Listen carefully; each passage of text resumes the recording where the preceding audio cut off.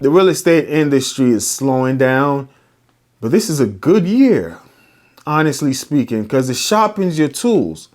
If you can survive a year like this, then you can survive, because when the market gets easy, come on, you're going to be way ahead of the game. You know, imagine, I'm doing almost as good as I did last year in a tough year. And I know it's tough because, like I said, I'm taking my class to be a real estate broker.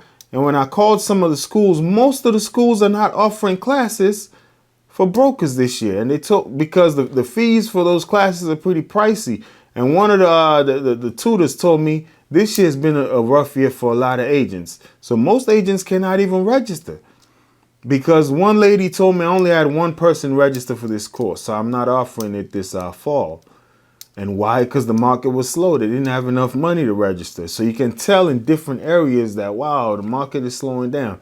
I think the government knew that as well. That's why they decided to drop the interest rate, so they can kind of get the housing market going again. But so if you're doing okay and you got deals closed, deals in the pipeline in a tough year like this, I think the future looks good for you if you're willing to work hard. All right. Well, thanks for watching. Please like, share, subscribe. That's how we, the algorithm shares this video to other agents. And also leave a comment down below if you got any questions.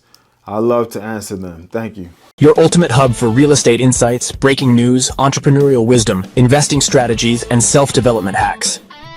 If you're ready to expand your mind and stay ahead of the game floor, you're in the right place.